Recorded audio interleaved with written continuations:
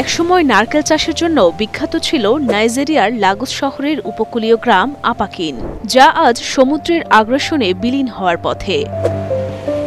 গত জুনে এক ভয়াবহ সামুদ্রিক জলোচ্ছ্বাস এই গ্রামের প্রায় ৩,০০০ মানুষের জীবন ও জীবিকা কেড়ে নিয়েছে।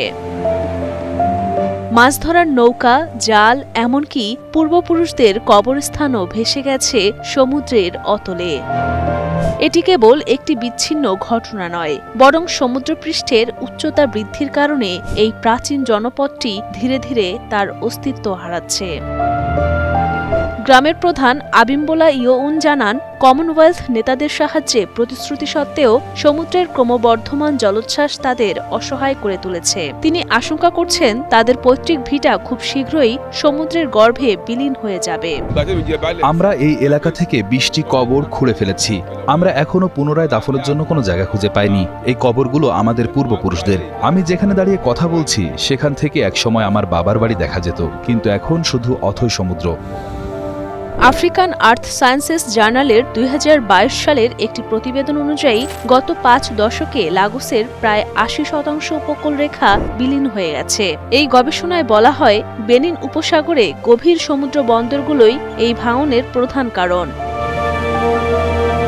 লাগোসে সমুদ্রের জলোচ্ছ্বাসের শিকার হওয়া ১ ডজনেরও বেশি উপকূলীয় জনপদ রয়েছে, কিন্তু আপাকিনের বাসিন্দারা বলছেন তারা সবচেয়ে বেশি ক্ষতিগ্রস্তদের মধ্যে অন্যতম।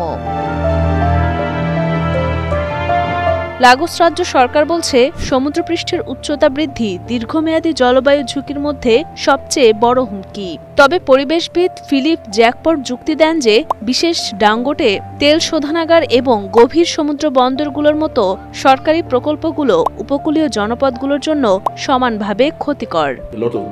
অনেক ড্রেজিং হচ্ছে, যা সমুদ্রের পানিকে জনপদগুলোর দিকে ঠেলে দিচ্ছে, আর সমুদ্র যেন জনপদগুলোকে গিলে ফেলছে। এই সমস্যার সমাধান সহজ নয়। কমনওয়েলথ দেশগুলো সাহায্যের প্রতিশ্রুতি দিলেও তা এখনও কার্যকর হয়নি। স্থানীয়দের আশঙ্কা, যদি দ্রুত পদক্ষেপ না নেওয়া হয় তবে তাদের পূর্বপুরুষদের ভিটা, ঐতিহ্য এবং জীবনধারা চিরতরে সমুদ্রের গর্ভে বিলীন হয়ে যাবে।